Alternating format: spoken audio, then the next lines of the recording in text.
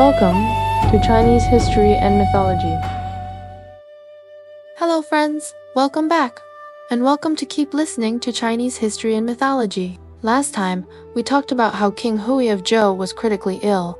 Crown Prince Zhou feared that the successor queen, Chen Gui, and his uncle Tesudai would seize the chance to take the throne. So he urgently sent the low-ranking noble Wang Zihu to the state of Kuiqiu asked for help. Not long after that, King Hui died. Crown Prince Zheng discussed the situation with Yao Gongkong and Xiao Boliao. They decided not to announce the death yet, and they secretly sent a message overnight to Duke Huan of Qi, asking Qi to step in and hold the situation steady. When Duke Huan of Qi got the news, he immediately summoned the lords to form an alliance at Tao. Duke Huan of Xing also came in person. The lords of 8 states then signed a joint memorial and sent 8 senior ministers into Zhou. On the surface, they said they were coming to pay respects and ask after the king's health, but in reality they were coming to publicly support Crown Prince Zheng. Wang Zi, who entered the capital first to report their arrival, Crown Prince Zheng then sent Xiao Boliao out of the city to welcome them and reward them. After that, he officially announced the mourning rites. The 8 envoys used the momentum to request that Crown Prince Zheng take the throne and receive the officials' formal congratulations. Queen Chen Gui and Techu Dai saw that the tide had already turned. They could only swallow their frustration and did not dare to stir up trouble again. The next year, Crown Prince Zheng changed the reign title and formally ascended the throne. He became King Xiang of Zhou. A succession crisis that was close to exploding inside the royal house was pressed down by the combined force of the lords. Then the story turned back to Qi. After King Zhong took the throne, he wanted to reward the lords for supporting the new king. So he sent Zhao Gongkong to Qi to grant honors to Duke Huan of Qi. Duke Huan used this opportunity to summon the lords again and prepare for an alliance meeting at Kuiqiu on the way. Guan Zhong reminded Duke Huan that the Zhou royal house had nearly fallen into disaster because the line between the rightful heir and other sons was not clearly protected. Qi also had to name its crown prince as early as possible, or the same kind of chaos could happen later.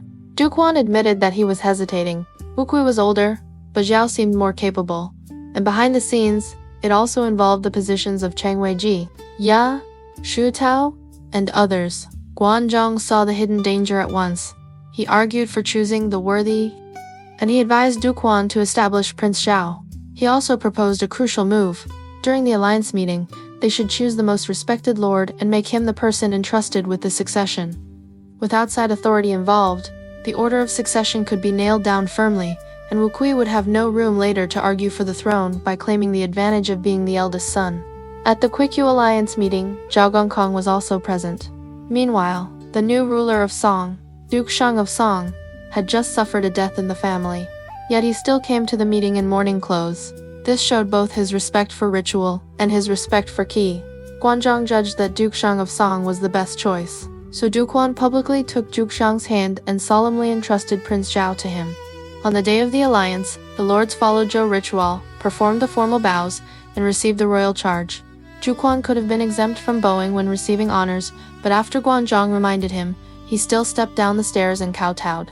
He showed a full posture of honoring Zhou, and the lords respected him even more.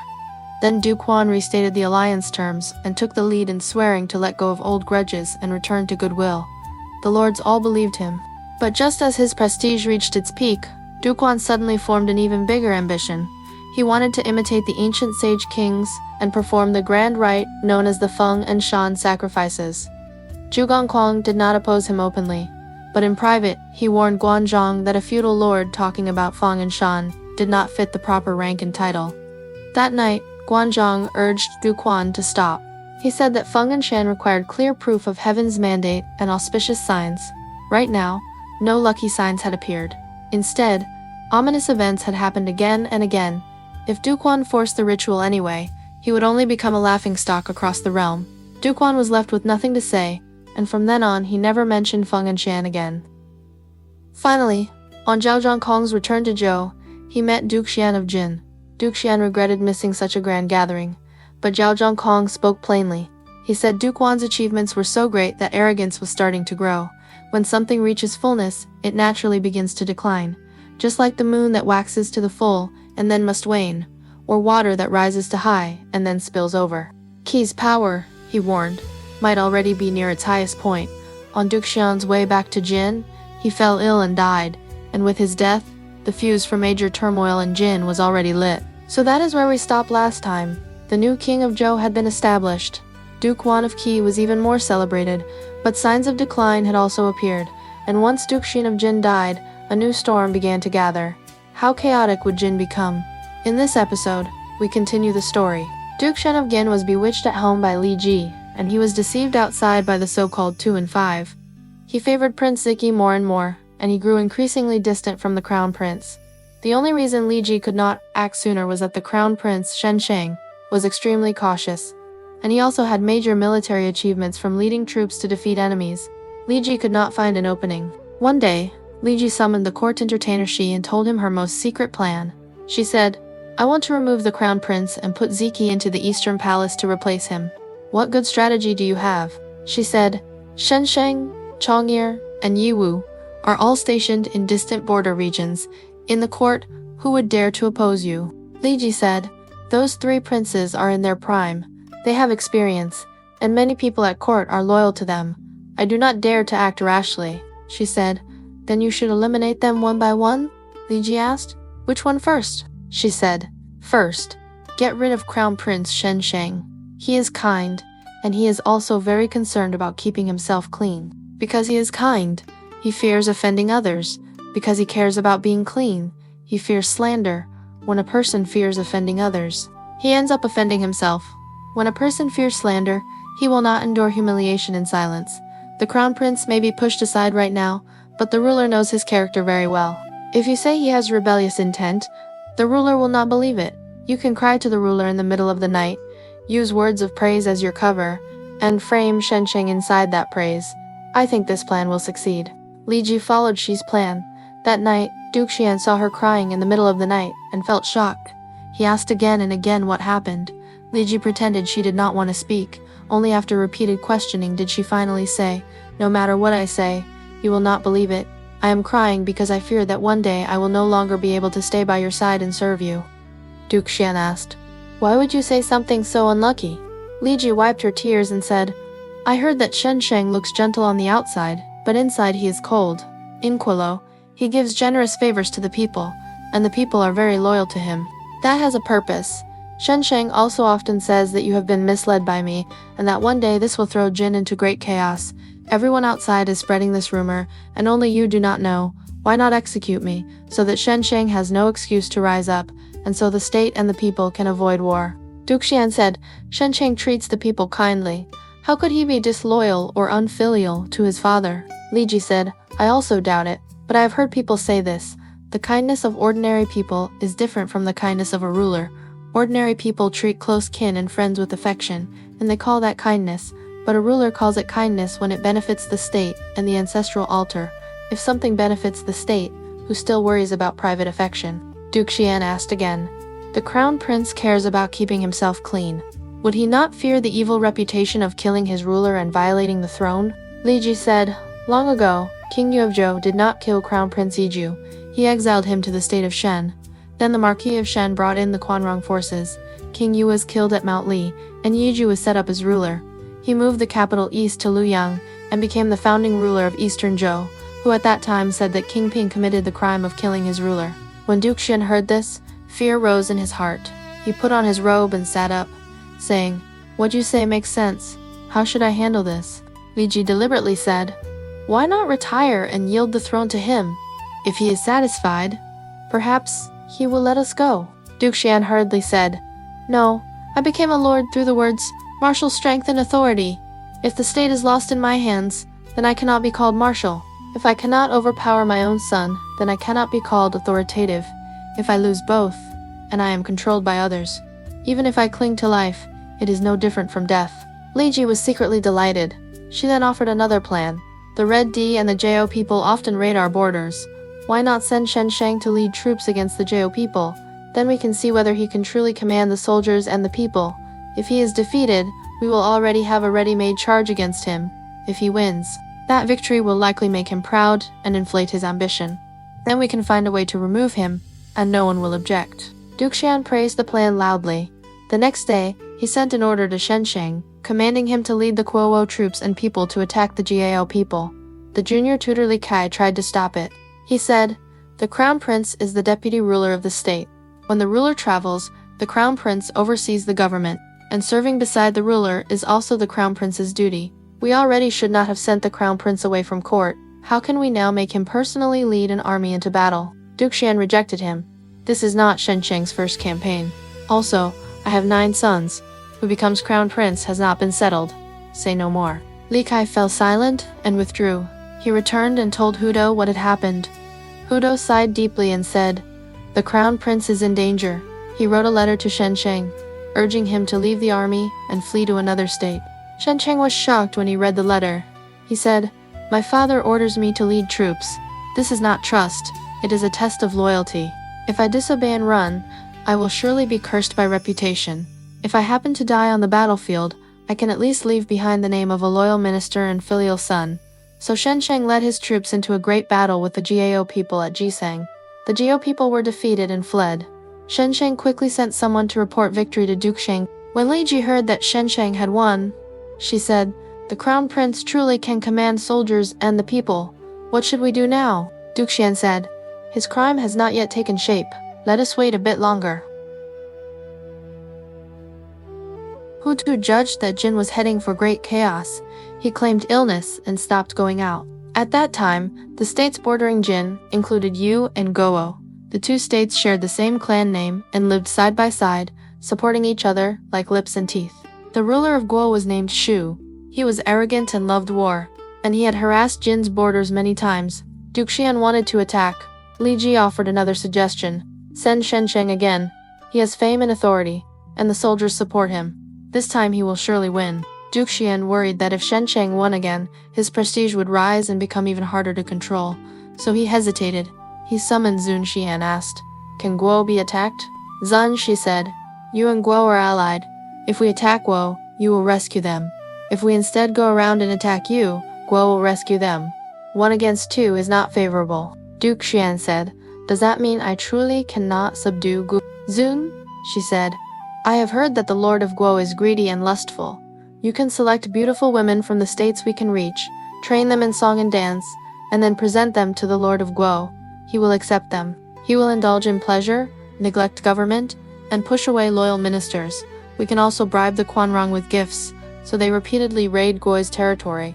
When the time is right, we launch an attack, and we can destroy Guo." Duke Xian accepted this plan. He sent women and musicians to Guo.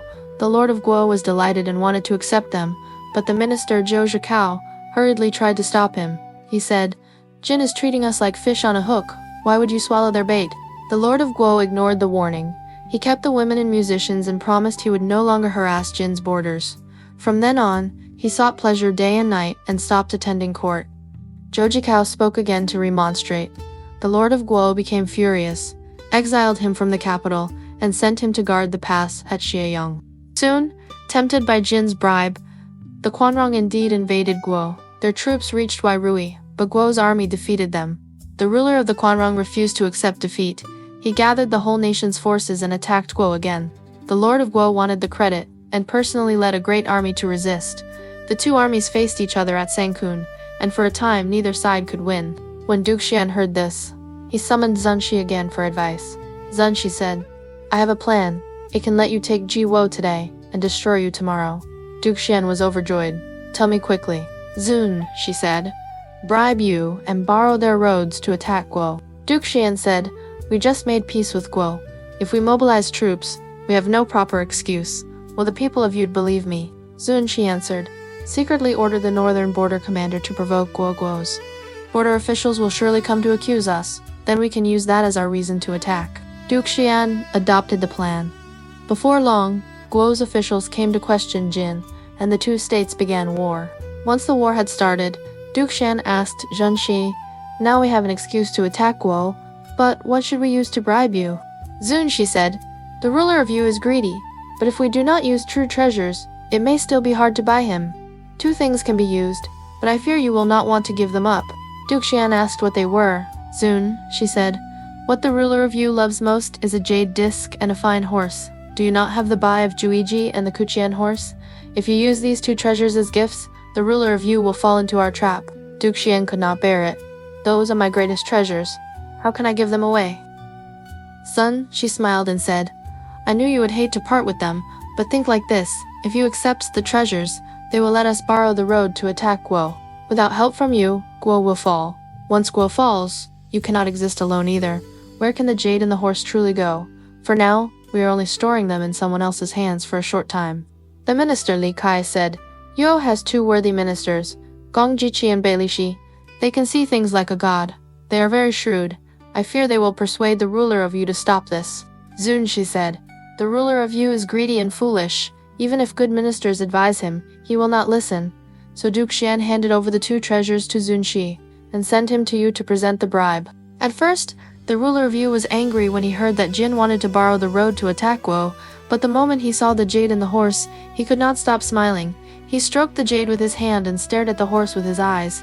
He asked Zunshi, these are your state treasures, rare under heaven. Why are you giving them to me?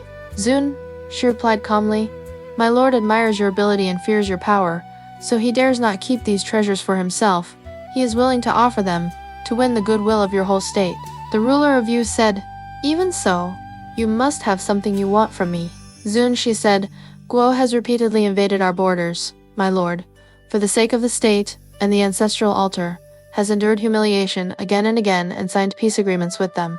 But the ink is barely dry, and they already accuse us day after day, so my lord wishes to borrow your roads to send troops and punish Guo. Also, if we are fortunate enough to win, all spoils of war will belong to your state. We are willing to form an everlasting alliance with you. The ruler of Yu was delighted and wanted to agree at once. Gong Jiqi urgently tried to stop him. He said, my lord must not agree. People say that when the lips are gone, the teeth will be exposed to cold. Jin has swallowed more than one state of the same clan name, yet they have not dared to attack Guo and Yu. Why? Because Guo and Yu are allied, supporting each other like lips and teeth. If Guo is destroyed by Jin today, disaster will fall on us tomorrow. The ruler of Yu said, the ruler of Jin does not spare precious treasures and sends people to befriend me. Why should I refuse them a road that is only the width of a carriage track? Also, Jin is 10 times stronger than Guo. If I lose Guo but gain Jin, what is bad about that? Step aside, and stop interfering in my great affair. Gong Jiqi still wanted to argue. Bai Li, she quickly pulled him back. After Gong Jiqi withdrew, he complained to Bai Li Shi. Why did you not help me persuade him? Why did you stop me? Bai Li, she said, I have heard that offering loyal advice to a foolish man is like throwing pearls onto the road. Jiaji killed Guan Longfeng, and Shangzhou killed Bai Gan. Because those men forced their loyal advice forward, I think you are also in danger. Gong Jiqi judged that you could not escape destruction, and he also feared the ruler of Yu would harm him, so he led his whole clan, young and old, and fled Yu. Zun, she returned to Jin and reported, the ruler of Yu has accepted the jade and the horse, and he has agreed to lend us the road. Duke Xiang then wanted to personally lead the army to attack Guo. Li Kai advised him, to break Guo now is as easy as turning over one's hand. There is no need for you to go. Duke Xiang asked, what plan do you have? Li Kai answered, Guo's capital is built at Shenyang, but the gate of the state is at Shenyang. If Shenyang falls, Guo will fall. I am not talented, but I am willing to serve as your commander. If I do not achieve merit and defeat the enemy, I accept any punishment. So Duke Xiang appointed Li Kai as the main commander, and Zun Shi as deputy commander. They led 400 war chariots to attack Guo. They also first sent word of the expedition date to the ruler of Yu. The ruler of Yu said, I accepted your treasures and have no way to repay you. I am willing to join forces with you to attack Guo. Zun, she said, if you want to join the expedition, then it is better to offer the Sheiyang Pass for our army to use. The ruler of Yu said, the Sheiyang Pass is guarded by Guo's troops.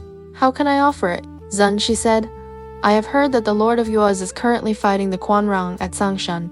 You can use the excuse of going to assist them. In secret, you guide Jin's troops inside, then we can seize Xiangchan Pass easily.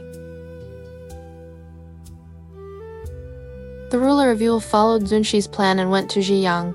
He lied and said he was going to send reinforcements to Guo.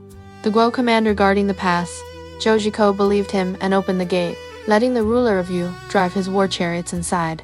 The moment the chariots entered and the gate closed, the Jin warriors hidden inside, the chariots attacked together. Li Kai seized the opening, led his troops straight in, and captured Xiayang in one decisive strike. Commander Zhou Jikao lost Xiang. Afraid that the Lord of Goei would punish him, he led his remaining men and surrendered to the Jin army. Li Kai kept Zhou Jikao as a guide and marched toward Shenyang. When the Lord of Guo heard it sanctioned that Jin had broken through Xiangyang, he was stunned. He hurriedly ordered a retreat. The Quanrong took the chance to pursue and kill. They crushed Guo's forces. The Lord of Guo fled with the remnants back to the capital, Shangyang, only to be surrounded by the Jin army that arrived right after. Shangyang was besieged for several months. Inside the city, grain and supplies ran out completely. The soldiers were exhausted, and the people wept everywhere. When the Jin commander Li Kai saw that the time had come, he ordered the surrendered General Zhou to write a letter urging surrender. They shot it into the city with an arrow. After the Lord of Giwa read the letter, he said, "My former rulers once served as high ministers of the Zhou court.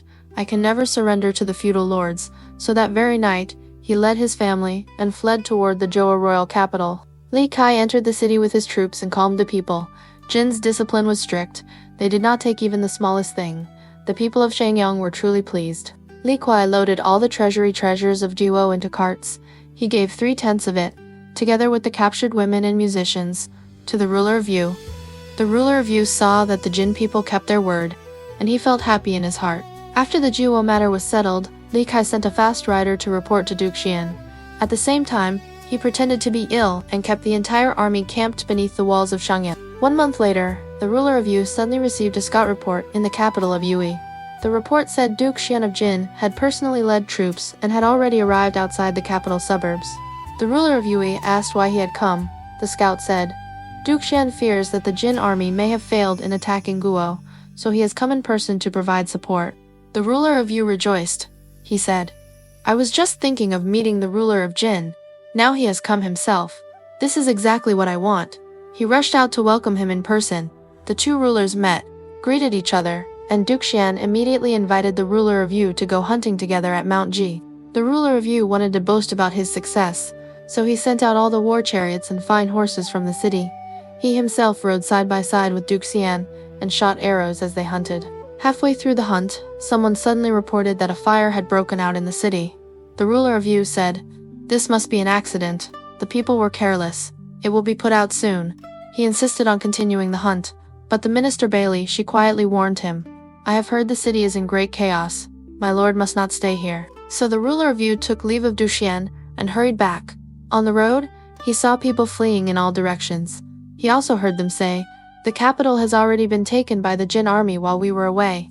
When the ruler of Yu heard this, he was furious. He ordered his chariot driven quickly to the city walls. There, he saw a general standing on the battlements, fierce and imposing. The general shouted to him, "Yesterday you lent me your roads. Today you lend me your city. Many thanks, many thanks." The ruler of Yu was boiling with rage and ordered an attack, but a storm of arrows poured down from the walls and forced his men back. He had to stop and wait for reinforcements. Just then, a soldier came to report, "Our rear troops have been intercepted and smashed by Jin forces. The main Jin army will arrive at any moment." The ruler of Yu saw he could neither advance nor retreat. He gave a long sigh and said, "I truly regret that I did not listen to Gong Jiqi's advice." He saw Bailey Shi beside him and asked, "Why did you not stop me back then?" Bailey Shi said, "If my lord could not listen to Gong Jiqi, how could you have listened to me?" At that moment, the surrendered GOWO General Zhou came alone in a single chariot. When the ruler of Yu saw him, shame filled his face. Zhou said, "You trusted Jin's words and abandoned Yuo. So today was destined, now that it has come to this. Instead of fleeing to another state, it is better to surrender to the Jin army. Duke Xian of Jin is broad-minded. He will surely treat you well." The ruler of Yu was still hesitating, when Duke Xian had already sent someone to summon him. The ruler of Yu had no choice but to go. When Duke Xian saw him arrive, he smiled and said, "I came to take back the jade disc and the fine horse." He then kept the ruler of Yu in the camp for the night. Bailey, she stayed behind him, never leaving even a step. Someone urged Bailey Shi to escape. Bailey Shi spoke firmly, "I have eaten the ruler of Yu's salary for a long time. Today is the day to repay it." The next day, Duke Xian entered the city to calm the people. Zun Shi hurried to greet him. In his left hand he held the jade disc, and with his right hand he led the fine horse. He walked up to Duke Xian and said, "My plan has succeeded. I now return the jade and the horse to my lord." Duke Xian was overjoyed. An old bearded man wrote a poem. "The jade and the horse are treasures, but still small things. How do they compare to the state and the ancestral altar?" We do not boast that Zun Shi's schemes were so strange.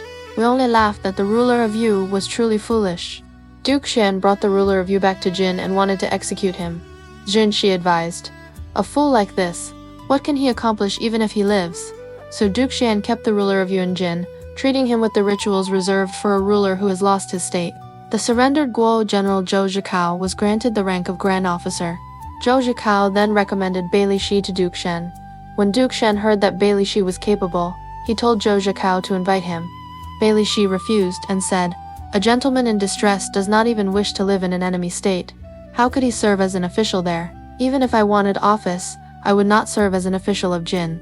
When Zhou Zhikao heard this, he knew Bai Li. She was mocking him. He could not help but feel resentful.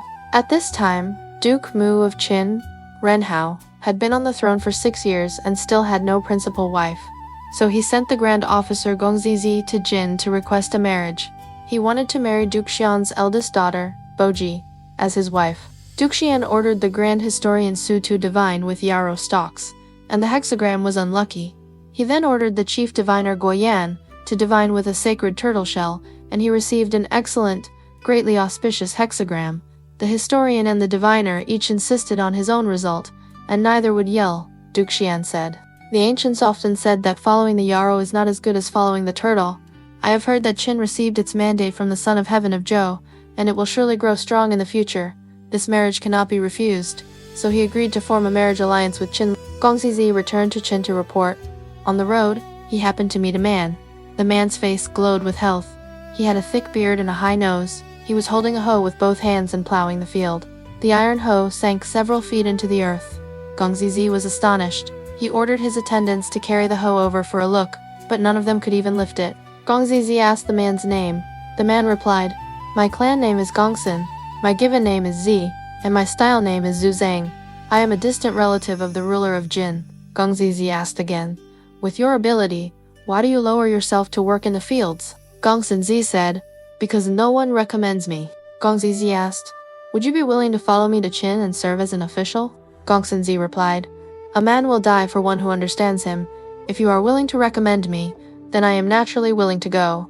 So he went with Gong Zizi to Qin, and Duke Mu of Qin appointed him a grand officer. When Duke Mu heard that Jin had accepted the marriage, he ordered Gong Zizi to go to Jin again to present the betrothal gifts and prepared to escort the bride. Duke Xian summoned his ministers and discussed who should be chosen as the attendant minister to accompany the bride. Zhou Zhikao still held a grudge against Bai Li Shi, so he used the chance to say, "Bai Li Shi refuses to serve as an official of Jin. He must harbor disloyal intentions. It is better to send him along to Qin." Duke Xian approved at once. This Bai Li, she was originally a man of Yu. His style name was Jingbo. He did not marry until he was nearly 30, when he took a woman of the Dou clan as his wife, and they had a son. Bai Li Shi's family was poor, and he was talented but never recognized. Many times he wanted to travel and seek office, but he worried that his wife and child would have no one to rely on, so he could not bear to leave. His wife of the Dou clan urged him. She said, "I have heard people say that a man's ambition should reach the 4 directions. You are in your prime. If you do not go out to seek office, will you really stay here and be trapped with your wife and child? We can take care of ourselves. Do not worry anymore." The Bai Li household had only one old hen. Du slaughtered it as a farewell meal for him. There was no firewood in the house, so she removed the wooden bolt from the door and burned it. Bai Li she ate his fill, then said goodbye to his wife and child. Before he left, Du held the baby in her arms and tightly gripped Bai Li's sheath clothes, with tears streaming down her face. She said, "When you gain wealth and rank, do not forget me and our child." After leaving home, Bai Li she first went to Keith. He wanted to seek a position under Duke Xiang of Keith, but no one recommended him. He fell into poverty and wandered, begging along the streets until he reached the place called Z. By then, he was already over 40. In Z, there was a man named Jian Shu. He saw that Bai Li Xia had an unusual look and said, "You were never meant to be someone who begs along the streets." So he invited Bai Li Xia to eat at his home. They discussed the state of the world. "And Bai Li," she answered smoothly, speaking without pause. Jian Shu sighed and said, "With talent like yours, how can you be so poor? Is this truly heaven's decree?" Jian Shu kept Bai Li Xi in his household, and the two became sworn brothers. Jian Shu's family was also poor. To reduce Jian Shu's burden, Bai Li Xi went into the village and raised cattle for others. Then Prince Wuji of Kuiqiu Duke Jiang had made himself ruler. He posted notices everywhere to recruit worthy men. Bailey Shi heard the news and wanted to respond. Jian Shu quickly stopped him and said, "The late Duke Xiang has a true son living outside the state. Wuji murdered his ruler and seized the throne. Sooner or later, he will fail." Later, Bailey, she heard that Prince Tui, the son of the Zhou king, loved cattle. Anyone who raised cattle for him could receive generous pay. So Bailey, she said farewell to Jian Shu and prepared to go to Zhou. Before he left, Jian Shu warned him again and again. He said, "A true man should not lightly bind himself to serving another. Otherwise, if you become someone's official and then leave halfway, that is disloyal. And if you give blind loyalty to someone who is destined to fail, that is not wise. On this trip, you must be very careful." Bailey she reached Zhou, met Prince Tui, and presented his skills in raising cattle.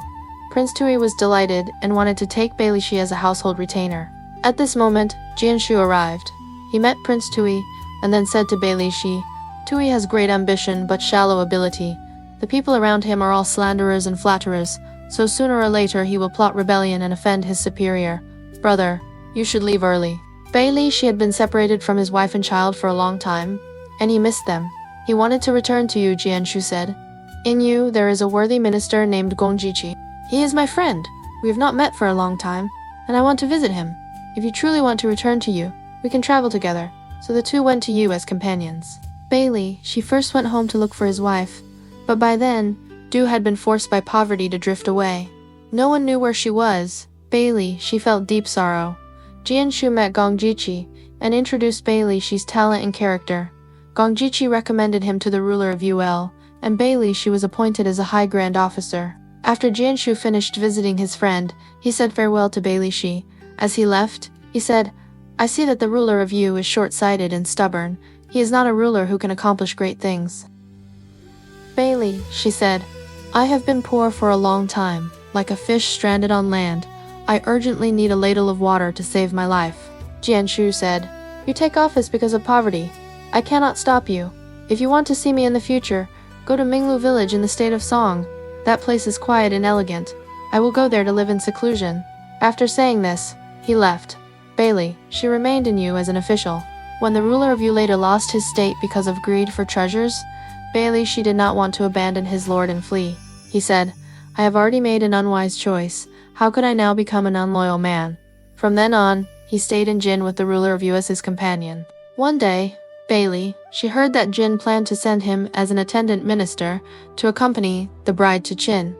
He sighed deeply and said, "I, Bailey Shi, have the talent to help the world, yet I never met a wise lord. I could not carry out great ambition. Now in old age I am treated like a servant and sent away as part of a dowry. The ruler of Jin humiliates me too much." So he escaped on the road to Qin. He originally wanted to flee to Song to visit Jian Shu, but he was blocked halfway and fled to Shu instead. Bailey Shu reached Wansheng in Shu just as the local tribesmen were out hunting. They suspected he was a spy from another state, so they tied him up. Bailey she cried out again and again that he was innocent. He said, "I am a man of you. My state has fallen, so I have fled here as a refugee." The tribesmen asked what skill he had. Bailey, she said, "I am best at raising cattle." They untied him and let him raise cattle. Bailey she raised the cattle until they were fat and strong, and the tribesmen were very pleased. News of his skill soon reached the king of Chu. The king summoned him and asked what the secret was. Bailey she replied, "Feed them on time, protect their strength, and let your heart and the cattle become one." The king of Chu praised him. "Wonderful. What you say is not only useful for raising cattle, it also works for raising horses." So he ordered Bailey Shi to serve as a groom, tending horses at Nanhai. Now, Duke Mu of Qin saw that among the attendants from Jin there was the name Bailey Shi, yet the man himself was not there. He felt puzzled. Gong Zizi quickly reported, "This man was originally an old minister of Yu. He has now fled."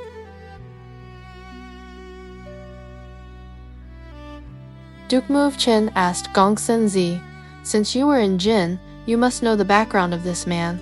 What kind of person is he?" "Really?" Gong Senzi said, "A truly capable man." When he saw that the ruler of Yu could not be persuaded, he stopped speaking, and that was his wisdom. After the ruler of Yu lost his state, Bailey Shi stayed with his lord in Jin and did not take Jin's salary, and that was his loyalty. Also, he has real talent to help the world. He simply never met the right opportunity. Duke Mu said, "How can I obtain him and put him to important use?" Gong Senzi said, "I have heard his wife and child drifted to Shu. Then he must have fled to Shu as well, so Duke Mu sent people to Shu to investigate.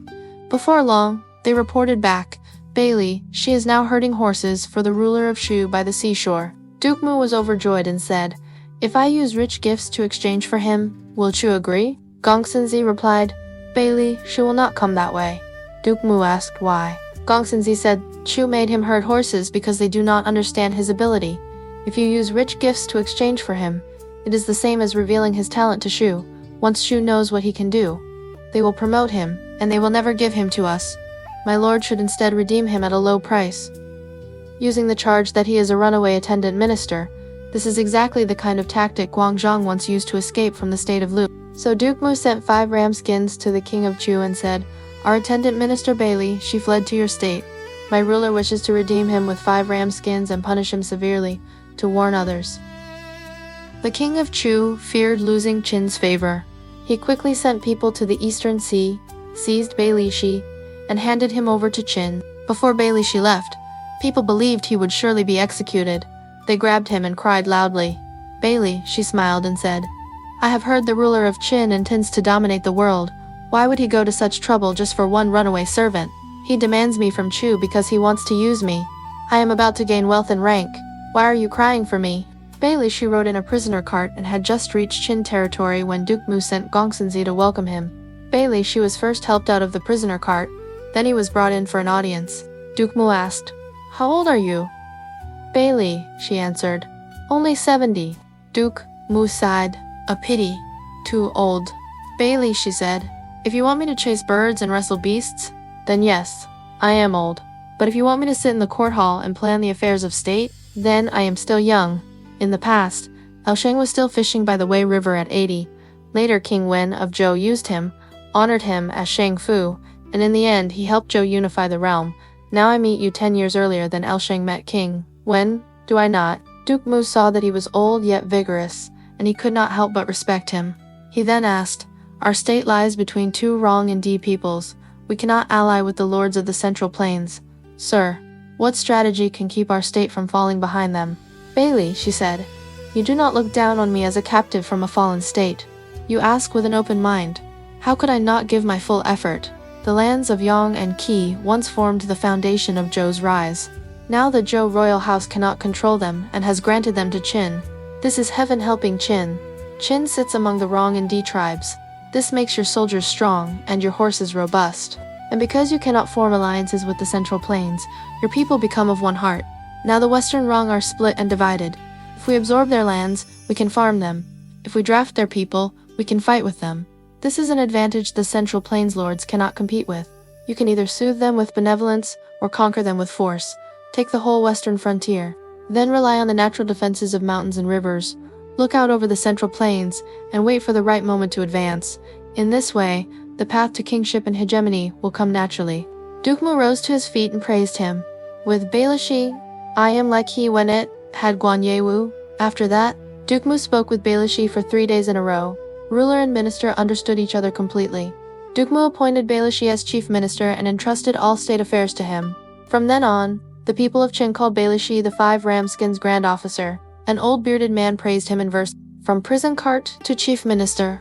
How strange and grand." After Guan Zhong, we hear of Bailishi again. From this day, Western Qin becomes famed and strong. 5 ramskins did not shortchange his true worth. But Bailey, she refused the post of chief minister, and he recommended someone else to Duke Mu to take his place. Now, Duke Mu of Qin saw that Bailey Shi truly had exceptional ability, and he was delighted. He wanted to appoint him as chief minister. Bailey Shi hurriedly declined and said, "My talent is not even 1/10 of my friend Jian Shu's. If you want to govern Qin well, you must let Jian Shu take charge. I am willing to be his assistant." Duke Mu said, "I have personally seen and heard your ability. As for Jian Shu's reputation, today is the first time I have ever heard of it." "Bailey," she said, "Jian Shu is truly capable. Not only do you not know him, even the states where he once lived, Qi and Song, have never heard of him. In this age, I fear only I understand him. When I was young and poor, I traveled to Qi and Zhou. I wanted to seek office under Prince Wuji of Qi and Prince Tui of Zhou, but my sworn elder brother Jianshu stopped me both times. I listened to him, and that is why I escaped the fate of disgrace and ruin alongside those two men. Later I returned to you and wanted to serve the ruler of you. Jianshu tried to stop me again, but at that time I was poor to the extreme. I only wanted enough food to survive, so I temporarily relied on the ruler of you. In the end, I became a captive in Jin, together with the ruler of you, after you fell. Twice I listened to Jianshu and escaped great disaster. Once I did not listen, and I nearly lost my life. From this you can see how extraordinary his wisdom is. Now Jianshu lives in Minglu village in the state of Song. My lord should summon him quickly, and make full use of him. So Duke Mu sent Gong Zizi disguised as a merchant, carrying heavy gifts and Bailey Shi's letter, to invite Jianshu. Gong Zizi packed his belongings and rode his chariot to Minglu village. Before he even reached the village entrance, he saw several farmers resting on the field ridges. They sang one after another. The mountain is high, yet we do not need a carriage. The road is muddy, yet we do not need a torch. We walk together on the ridges. The spring water is sweet, and the soil is rich. We work with our 4 limbs, and we harvest our 5 grains. If the seasons do not harm us, our meals will be enough. We enjoy the mandate of heaven, with neither honor nor shame. Gong Zizi sat in his chariot and listened. The melody was clear and lifted. With a feeling beyond the dust of the world, he sighed and said, "The ancients said, when there is a gentleman in the village, the coarse customs are transformed. In Jianshu's hidden place, even the farmers are so refined. He must be a great worthy." Gong Zizi got down and asked the farmers where Jianshu lived. The farmers pointed and said, "In the bamboo grove ahead, there is a spring on the left and rocks on the right. In the middle, there is a thatched hut. That is Jianshu's home." Gong Zizi bowed to thank them, then drove to the hut. He stopped and looked around, and saw the surroundings were quiet and elegant. A hermit of Longxi had a poem about living in seclusion. In the green bamboo grove, the scene is deepest and most still. What more could one ask for in life than this joy? White stones pile like rising clouds in every direction. A clear spring becomes a stream and flows into the ravine. With true delight, one can share joy with monkeys and apes. With a mind free of schemes, one can roam with deer. Let the red dust fill the sky as it wishes. The master lies high in rest, with no worries at all. Gong Zizi parked beside the hut and told his attendants to knock. A boy opened the door and asked, "Where does the honored guest come from?" Gong Zizi said, "I have come to visit Master Jian." The boy said, "My master is watching the spring with 2 old neighbors at the stone bridge. He will return soon." Gong Zizi did not dare to enter the hut without permission, so he sat on a roadside rock and waited. Before long, he saw a big man coming from the western ridge. He had thick eyebrows and round eyes, a square face and a tall body. On his back were 2 deer legs. He walked in long strides. Gong Zizi saw his dignified appearance and quickly rose to greet him. The man also set down the game and returned the greeting. Gong Zizi asked his name. The man replied, "My surname is Gian, my given name is Bing, and my style name is Biggie." Gong Zizi asked, "What is Jianshu to you?" Jian Bing answered, "He is my father." Gong Zizi bowed again and said he had long admired Jianshu. Jian Bing asked what Gong Zizi had come for. Gong Zizi said, "Your father's friend Bailey, she is now an official in Qin. He has a letter and asked me to deliver it to your father." Jian Bing invited Gong Zizi into the hut and said, "My father will return at once. Please, wait a moment." They sat as host and guest. Gong Zizi spoke with Gian Bing about farming, and later they spoke about martial skills. Gian Bing answered each point clearly and in order. Gong Zizi was quietly amazed and thought, like father, like son. Bailey, she praised Jianshu's abilities so highly, and it seems he was not exaggerating at all. Just then, the boy came to report, "My master has returned." Jianshu came back from watching the spring with 2 old neighbors. He saw 2 chariots parked at his door and exclaimed, "Where did such vehicles come from in our village?" Jian Bing went outside and told his father that a distinguished guest had come from far away. Jianshu entered with the 2 old men and met Gong Zizi. Then they sat down in order. Jianshu said, "My son just told me that my brother Jingbo has a letter for me. Please show it to me." Gong Zizi presented the letter. Jianshu saw that it said, "I did not listen to my elder brother's words and fell into hardship in you. By good fortune, I met the ruler of Qin, Renhao, who values the worthy and loves talent. He redeemed me from among the horse herders and put me to important use. I know my wisdom is not equal to yours, so I have recommended you to the ruler of Qin. He thirsts for worthy men. He now specially sends the Grand Officer Gong Zizi with heavy gifts to invite you. I hope you will put the world first, leave the mountains with a generous heart, and display your talent and ambition. If you still long for the quiet of forests and fields, then I will also resign my office and come to Minglu village to live with you.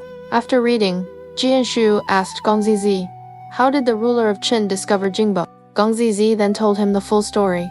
He explained how Beiliji escaped while serving as an attendant minister, how Duke Mu admired his talent, and how he redeemed him with 5 ram skins. Gong Zizi also said, now my lord wants to appoint Jingbo as chief minister, but Jingbo insists that his talent is not as good as yours. He will not accept the post unless you come to Qin. My lord ordered me to bring modest gifts and come to welcome you. As he finished, he ordered his attendants to bring out the gifts from the chariot. Jianshu hesitated about entering public service. One of the neighbor elders advised him, Qin values the worthy and cherishes talent so deeply, you must not disappoint Duke Mu's sincere goodwill. Jianshu said, in the past, the ruler of Yu did not value Jingbo, and that led to the fall of the state. If Duke Mu truly is humble and uses the worthy, then Jingbo alone is enough. What use is one more old man like me? Gong Zizi said, if you do not go, then Jingbo will certainly not stay alone either. Jianshu thought for a long time, then sighed. Jingbo carried talent for many years without meeting his chance. Now he has found a wise lord. I cannot refuse to help fulfill his ambition. I will go for Jingbo's sake. Gong Zizi was overjoyed. Jianshu ordered wine brought out. The 2 neighbor elders stayed to accompany them and host Gong Zizi. Gong Zizi spent the night in Jianshu's home. Early the next morning, the 2 neighbor elders came with wine again to see Jianshu off. During the farewell meal, Gong Zizi praised Jian Bing's talent and asked that he'd go along as well. Jianshu agreed. Jianshu then distributed Duke Mu's gifts to the neighbor elders and asked them to watch over the hut. He said, I will not be gone long. In the future, I will return to farm here again. The 2 elders solemnly said goodbye to Jianshu. Gong Zizi rode side by side with Jianshu and his son. When they reached the outskirts of Qin, Gong Zizi entered the court first to report to Duke Mu. He said, Master Jian has arrived outside the city. His son Jian Bing also has outstanding talent. I have invited them both. Duke Mu was delighted and immediately ordered Beiliji to go out and welcome them. When Jianshu arrived, Duke Mu stepped down the stairs and personally greeted him. He granted him a seat and asked, Jingbo praises your ability highly. What guidance can you give me? Jianshu said, Qin lies far in the west. Close to the Rong and the Di, the terrain is dangerous. And your soldiers are strong and your horses are powerful. You can advance to fight and retreat to defend. The reason you still do not match the lords of the Central Plains is that your authority and your virtue are not enough if your authority is not strong. How will others fear you if your virtue is not deep? How will others admire you? Duke Mu asked. Between authority and virtue, which matters more? Jianshu replied, Virtue is the root, and authority supports it. If you have virtue without authority, you will be bullied from outside. If you have authority without virtue, you will face turmoil inside. Duke Mu said, I want to spread virtue widely and establish authority firmly. What path can I follow? Jianshu said, the Qin people have been influenced by the customs of the Rong and the Dea. Their rituals are incomplete, and they do not clearly distinguish noble and low.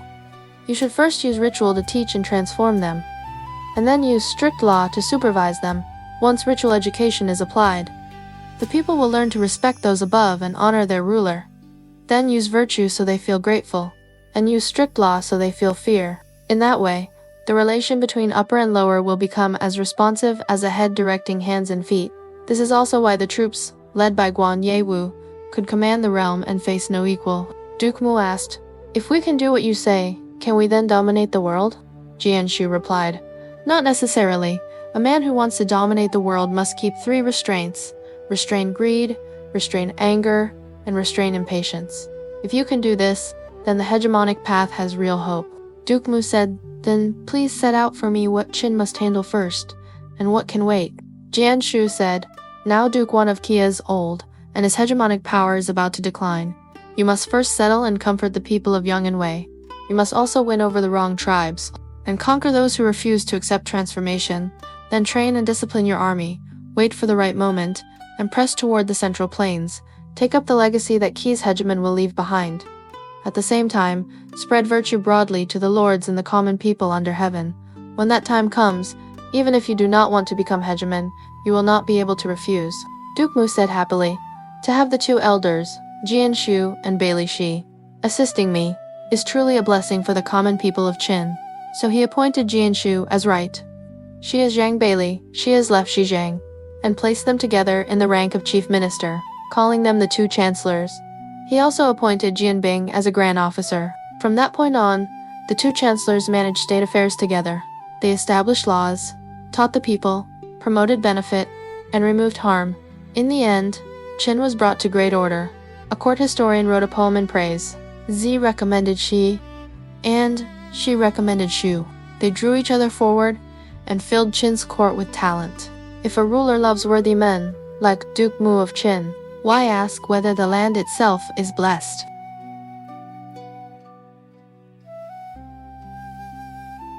Duke Mu saw that many worthy and talented men came from foreign states and distant places, so he sent more people out to search and investigate.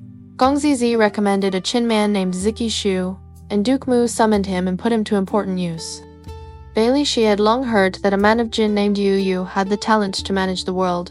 He asked Gongsunzi about Yu's current situation. Gongsunzi said, Yu Yu is not valued in Jin. He has already gone to serve as an official among the Western Rong. Bailey Shi sighed again and again, calling it a pity. Now let us speak of Bailey Shi's wife, the woman of the Zhou clan. After her husband left home to seek office, she supported herself by weaving at home. Later, famine struck, and she could not survive there anymore. She took their son and left for another place. They drifted from place to place, and in the end they reached Qin. She made a living by washing clothes for others. Her son was named Shi, with the style name Mingming. He did not do proper work. All day he hunted and played with others. After Bailey, she became an official in Qin. Du heard news of it. She even saw him from far away once in a carriage, but she did not dare to recognize him openly. To find him, Du volunteered to wash clothes at his residence. One day, Bailey, she sat high in the main hall, listening to musicians playing in the corridor below. Du said to the people in the residence, "This old woman understands music a little. Please lead me to the corridor so I can listen." They led her there, and they also told the musicians what she had said. The musicians asked what she was good at. Du said, "I can play the qin, and I can sing." The musicians asked her to try a piece. Du took the qin and played. The sound was bitter, sorrowful, and full of grievance. The musicians then asked her to sing. Du said, "This old woman has not sung for many years. Please report to your master and let me sing in the hall before him." The musicians reported to Bailey Shi, and Bailey Shi agreed. Du lowered her head, adjusted her clothing, raised her voice, and sang, "Bailey Shi, 5 ramskins. I remember our parting. I boiled the old hen, pounded the pickled greens, and burned the door bowl to cook the meal. Now that you are rich and honored, have you forgotten me?" Bailey Shi, 5 ramskins. You eat fine meat, while your child cries from hunger. You wear embroidered cloths, while your wife washes clothes. Alas, now that you are rich and honored, have you forgotten me? Bailey Shi, 5 ramskins. In the old days, you left, and I cried. Today, you sit high, and I am the one who must leave. Alas, now that you are rich and honored, have you forgotten me? When Bailey Shi heard the song, he was shocked. He immediately summoned Du and questioned her. Husband and wife recognized each other. Bailey Shi and Du held each other and wept hard. Only after a long time did Bailey Shi finally ask, "Where is our child?" Du said, "He is in the village, shooting arrows and hunting for fun." Bailey Shi sent people to find him and bring him back. At last, husband, wife, and son were reunited. When Duke Mu heard that Bailey Shi's wife and child had arrived, he sent gifts to congratulate them. The next day, Bailey Shi brought his son to court to give thanks. Duke Mu appointed Bailey Shi as a grand officer and gave him, together with Ziki Shu and Jian Bing, authority over military expeditions and campaigns. They were called the Three Commanders. A Jiangrong leader named Wu Li was arrogant and cruel. He often led troops to raid Qin's borders. The Three Commanders were ordered to punish him. Wu Li was defeated and fled to Jin, where he seized Jin's Guazhou. When the Western Rong leader Qibin saw that Qin had become powerful, he sent his senior minister Yu Yu on a mission to Qin. He wanted Yu to use the trip to observe Duke Mu's character and ability. Duke Mu and Yu strolled together through the palace gardens and climbed the Sangshu terrace. Duke Mu showed off the splendor of the palaces and gardens. Yu said, Did you build all this by ordering ghosts to work, or by ordering people to work? If you make ghosts work, you exhaust the spirits.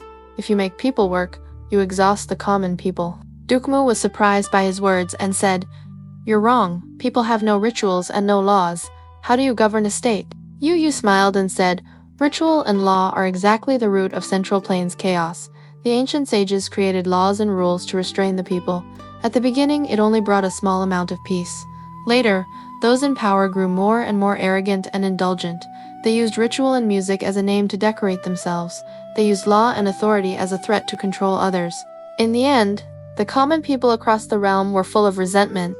The lords of the Central Plains plotted usurpations and attacked each other without end. But the wrong are not like that. Our ruler has simple and honest virtue, and the people below have loyal hearts. Above and below are one body. We do not need false appearances to deceive each other. And we do not need complex laws to bind each other. Without deliberate governing, the state is already peaceful and stable." Duke Mu had no reply. After he stepped down, he told Yu Yu's words to Bailey Shi. Bailey Shi said, "Yu Yu is a great worthy man of Jin. I have long heard his name."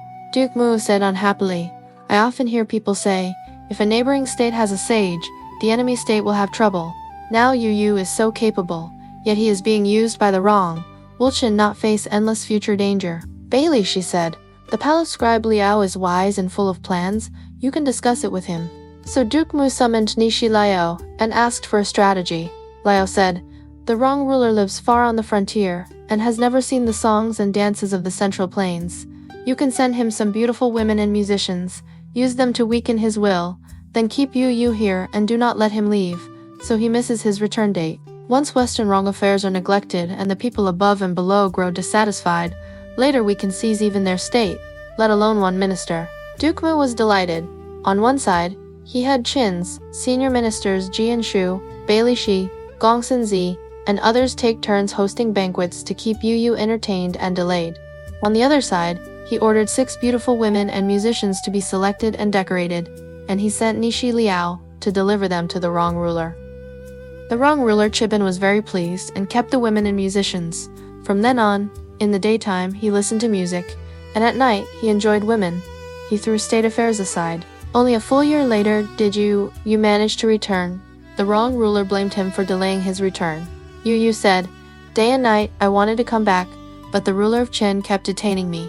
The wrong ruler suspected that you had some secret connection with Qin, and he became deeply dissatisfied. Yu Yu saw that Shibun was drowning in song, dance, wine, and lust, and neglecting government. He felt uneasy. Several times he spoke bitterly to remonstrate, but Shibun rejected him every time. When Duke Mu heard this, he sent someone to summon Yu Yu to Qin. Yu Yu indeed abandoned the wrong and returned to Qin. Duke Mu appointed him as deputy chief minister and had him, together with Jin Shu and Bailey Shi, manage Qin's military and civil affairs. To repay Duke Mu's favor of recognizing his worth, Yu Yu offered a plan for attacking the wrong. Duke Mu approved. He ordered the 3 commanders to lead troops to attack the western wrong. The wrong ruler Chibin could not resist and had no choice but to surrender to Qin. Later, people wrote a poem. You rejected Bailey, and in the end became a captive. The wrong lost Yu Yu, and also lost the state. In the end, only the worthy can truly sustain a country. Look at Qi's hegemony and Qin's strength. The western wrong ruler, Chibin, was the leader of all the wrong tribes. Once he surrendered to Qin, the other tribes also submitted one after another. That day, Duke Mu rewarded merit and held a great banquet for the ministers. At the feast he drank without noticing how much, and people helped him back to the palace to rest. No one expected that once he lay down, he would not wake up. Crown Prince Mi ordered the court physicians to take his pulse. The pulse was normal, but Duke Mu could not speak or move. The physicians said, "It must be ghosts and spirits causing trouble." So Crown Prince Mi ordered Nishi Liao to perform rites and prayers. Nishi Liao said, "Your father is possessed by a spirit. He must be having a strange dream. We must wait for his body to recover on its own. You must not disturb him. Ritual and prayers will not help." The Crown Prince stayed by the bed and did not dare to leave even one step. Only on the 5th day did Duke Mu finally wake. His whole head was covered in sweat, and he kept saying, "Strange, strange." Crown Prince Mi quickly knelt and asked, "Father, are you well? Why did you sleep for so long?" Duke Mu said, "I only slept for a short while." The Crown Prince said, "You have slept for 5 days and 5 nights while you were asleep. Did you have any strange dream?" Duke Mu asked in shock, "How did you know that?" The Crown Prince replied, "I heard it from Nishi Liao." Duke Mu summoned Nishi Liao and said, "I dreamed of a woman dressed like a palace consort. Her appearance was dignified and beautiful. She held a heavenly tally and said she had come by order of the heavenly emperor to summon me. I followed her and felt my body floating, as if riding on clouds. Before long, we arrived at a palace. At the top of jade steps hung a beaded curtain. The woman led me to kneel and bow. After a while, the curtain was lifted. I saw a king wearing a pearl crown and a dragon robe, sitting with his hand resting on a jade table. I heard him ordered wine to be granted. An inner attendant then offered me wine in a green jade cup. Its taste was sweeter than anything I had ever known. The king handed a document to his attendants. Then I heard a loud voice in the hall read out, 'Let the ruler of Qin, Ren Hao, hear this decree. You are commanded to preside over the pacification of the disorder in Jin.' After the woman taught me how to bow in thanks, she led me out of the palace. I asked her name. She said, 'I am called Lady Bo. I live on the western slope of Mount Taibei. Within your domain, have you never heard of me? My husband is called Lordi. He lives in Nanyang and comes to meet me once every year or two. If you build a shrine for me, I will assist you in becoming hegemon of the realm and ensure your name is passed down for 10,000 generations.' I then asked her, 'Why is Jin in great disorder, and why does the heavenly emperor command me to pacify it?' Lady Bo replied, 'This is a matter of heaven's secrets and cannot be revealed in advance.' At that moment, I heard a rooster crow. The sound was like thunder. Then I awoke. I do not know whether this dream is auspicious or not." Nishi Liao said, "The ruler of Jin favors Li Ji and distances the crown prince. This will surely lead to great chaos in Jin. That your grace received a mandate from the heavenly emperor is truly a sign of great fortune." Duke Mo asked again, "Who exactly is this Lady Bao?" Liao answered, "I have heard that during the time of your late father, Duke Wen, a man of Chen Kang dug up a strange creature from the earth. It looked like a traveling bag, with a pointed mouth and a short tail, and its color was yellow mixed with white. The man wanted to present it to Duke Wen. On the way, he encountered 2 children. When they saw the creature, they clapped their hands and laughed, saying, 'You once abused the dead. Who would have thought you would fall into the hands of the living today?' The 2 children told the man that this creature was called a Wei. It often lived underground and fed on the brains of the dead. By absorbing human essence, it could change its form. They warned him again and again not to let it escape. At that moment, the creature called Wei opened its mouth and spoke human words. It said, 'These 2 children, one male and one female, are called Chenbo. They are both transformed from mountain pheasants. If you can capture them, whoever gets the male can become king or emperor, and whoever gets the female can become hegemon of the realm.' The man then set the Wei down and chased the children. The 2 children turned into mountain pheasants and flew away. The man reported all this to Duke Wen. Duke Wen ordered it recorded and stored in the inner archives. I am in charge of those records, so I have read this account. Chen Kang lies to the west of Mount Taibei. Your grace can go there under the pretext of hunting and investigate this matter." Duke Mu ordered the documents stored by Duke Wen to be brought out and read. They matched exactly what Nishi Liao had said. The next day, after Duke Mu held court and received the minister's bows, he ordered his chariot prepared and set out to hunt at Mount Taibei. When they reached Mount Chenkang, hunters caught a mountain pheasant in their nets. The pheasant was pure white and flawless, shining with radiant light. In an instant, it transformed into a stone pheasant, yet its color and brilliance did not diminish at all. Nishi Liao congratulated Duke Mu and said, "This is Lady Bo. He who obtains the female will become hegemon of the realm. This is likely the sign that your grace's hegemonic enterprise is about to be fulfilled. You should build a shrine for it here in Chenkang. In the future, you will surely receive its blessing." Duke Mu was overjoyed. He ordered people to bathe the stone pheasant with fragrant water, wrap it in fine silk, and place it in a jade casket. He then began construction of a shrine on the mountain, naming it the Shrine of Lady Bo.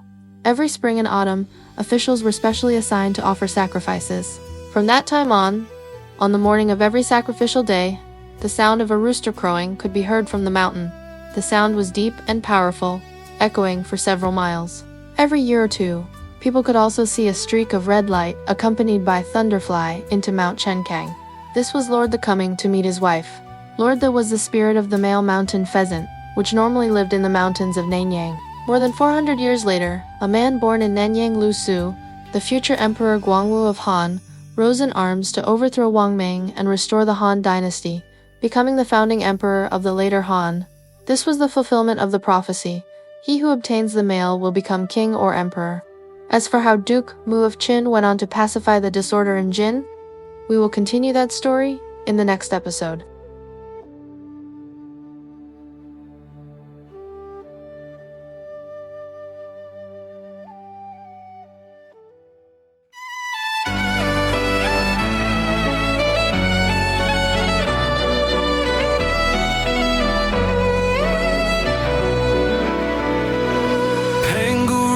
Sky in light, Nua healed the broken heart. Fuxi traced the world's design. Every age leaves stories bright. Yaya dynasty shaped bronze. Shang dynasty cast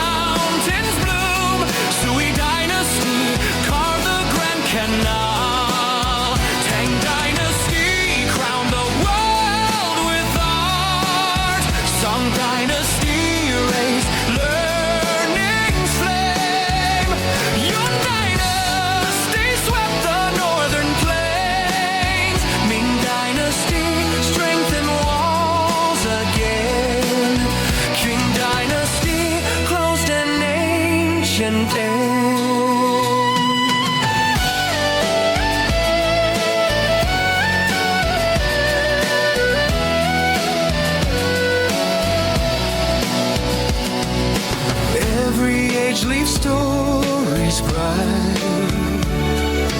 History and myth ignite in endless light. China's history moves in mystery through the night. Footsteps of this land enchant the world in light.